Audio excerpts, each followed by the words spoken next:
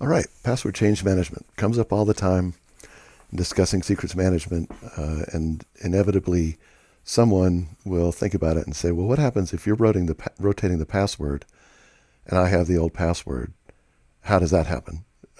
The shortest answer is the application should always go back to the vault and get the password before it tries to make a connection.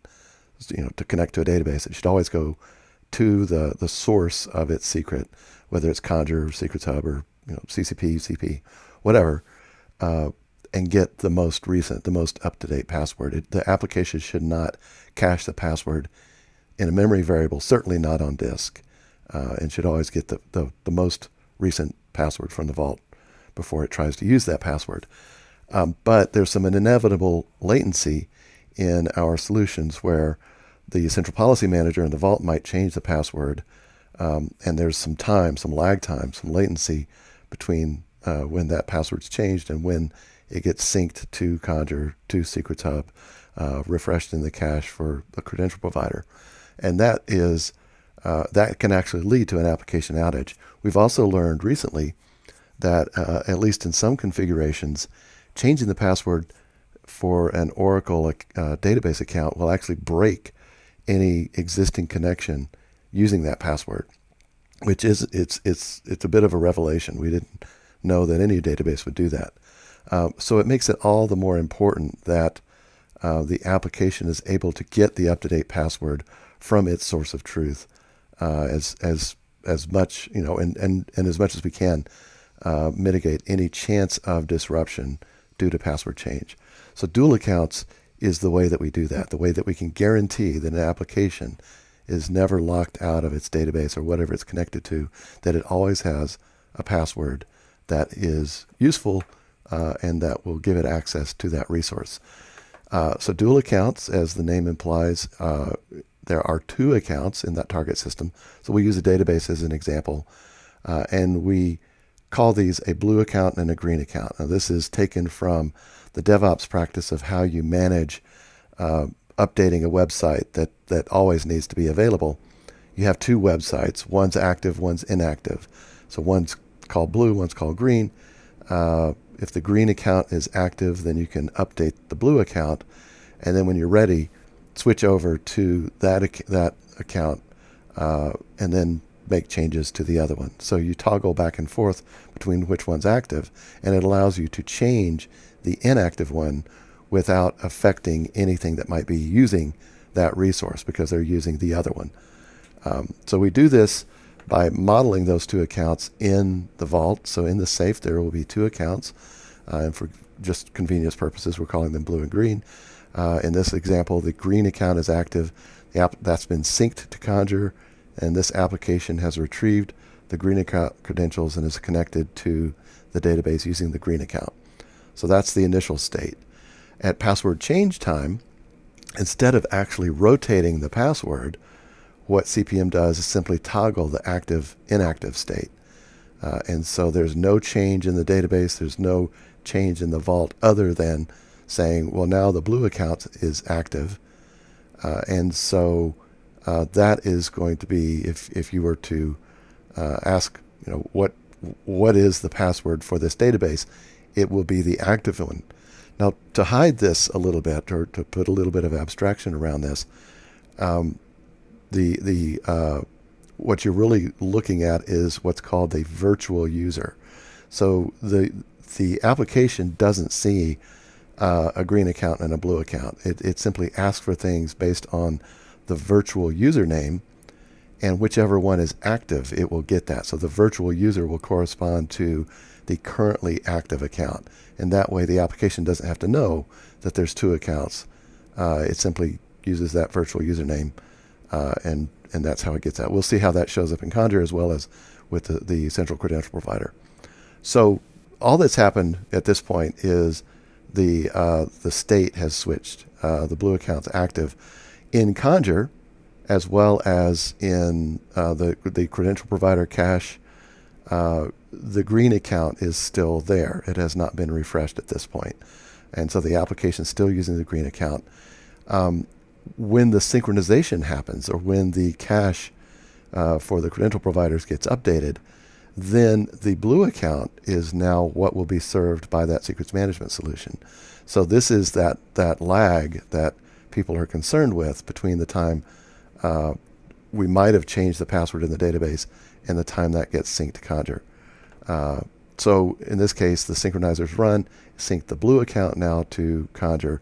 An application starting up at that point would get the blue account for that virtual user, but the green account, importantly, is still valid. It's still active. It's not been changed. The applications can still use that green account for the duration of a configurable grace period. So this grace period is the time in which between the toggle, the CPM toggle, and the time when it actually changes that green account password. So it will change the inactive account's password once the grace period has elapsed. By default, that's 6 minutes. It can be as long as you need it to be. But the point is that 6 minutes, or that grace period, gives the application that's using the green account password to refresh, to go back to its source of truth for the secrets CPMs or CCP Conjur, and get the up-to-date password. And so that it is insulated from any downtime that might be incurred by still holding on to that green account. And when CPM changes that, then it's actually changed in the database. But the point is, at that point, nothing should be using that green account password. That grace period gives it time to refresh itself. So with that as an explainer, let's look at what this looks like in the Vault. So in the Vault, I've got two accounts in an account called test dual accounts. And we see those here, test user 1 and test user 2. If we look at test user 1 and we look at its details, we see that it is currently active. So that is the active account. Test user 2 is the inactive account. So if we want to use that credential, I can go here. So this is actually managing an account for a MySQL database in AWS. So this is a live database. It's live credentials. We've got the address for it. We've got the username and password. So CPM can actually change this database password when we trigger change. So I've got this script here called CCP get secret. So what this is going to do is get the virtual username. You see the virtual username here. It's called MySQL DA. We'll see how that's used in just a second. But I've retrieved that active account and password. So we see here's test user 1. We see that it is active, and we see that this is its password. If I look at the script and how that's retrieved, you can see I'm querying on the virtual username. So I'm not asking for one account or the other account. I don't need to know what the username is for that. Just need to know the virtual username, and I will get back that current active user. And so this logon script here will actually log me on to that MySQL database. It retrieves those credentials. We see those credentials here. So here's the address, here's the username, here's the password, here's the database I'm going to connect to. That all came from these values up here.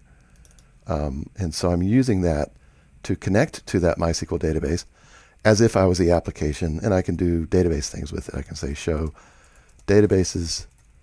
I can say use the Pet Clinic database, and show the tables in the database, etc. So basically, whatever the application needs to do, it's connected to that. So now let's go and change that password. Let's trigger a password change. The way I do that is just go here and say change. This is test user 2. I want to trigger change on the active account, and it probably doesn't matter. You're triggering change on this group. So if we click open here and say change, this is going to say change the password immediately for this group. So it belongs to the group. We're going to change the password of this group. These two accounts, just to elaborate on that a little bit, both of these accounts belong to a group called MySQL Account Group. It is that group is from the platform Rotation Group. So this is basically the the way that CPM knows which accounts belong to this group, and it keeps track of the active status, and it knows which two to toggle to. You can only have two accounts in dual accounts, hence the name dual accounts. So we're going to change this and trigger that change.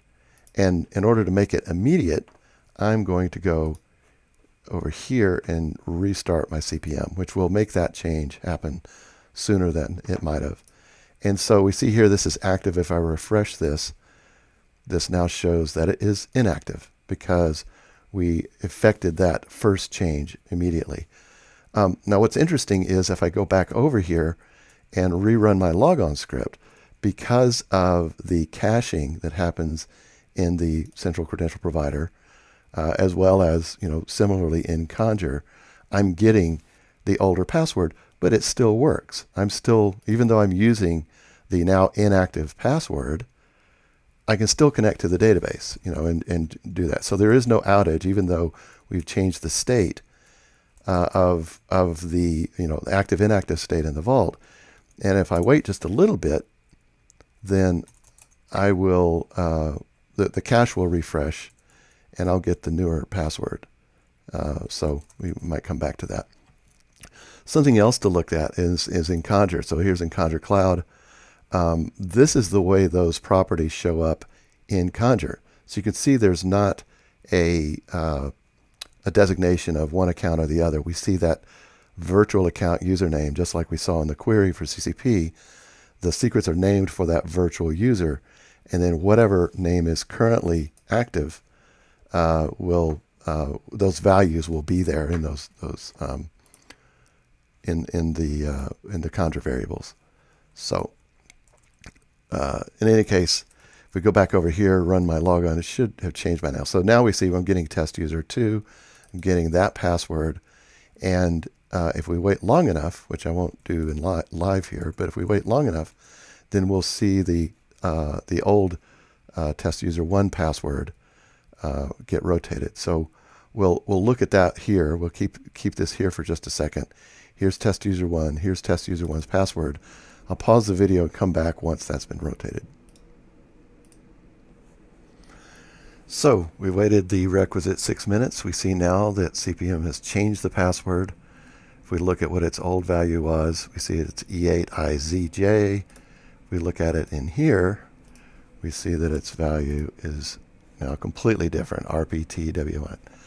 So it's rotated that password. If we try and use that password to log into the database, if for some reason we held on to that password, it wouldn't be useful. But again, we're now using the test user, the active password. We still have that connectivity.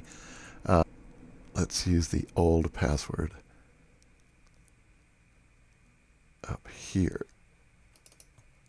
And obviously that's not going to work. So just to prove a point, access denied. So if I had held on to that old password, I wouldn't be able to log into the database. Now I can't, through Conjur, through CCP, I cannot access this user account explicitly. And the whole point is I don't want to. I don't want to have to be aware of that. I want to use that virtual user and retrieve the passwords, whichever one's active. So hopefully that gives you some overview into how dual accounts works, why they're important. They are a very distinctive feature of CyberArk. They're unique to our solution, and they solve a very real-world problem of ensuring that applications can always stay running.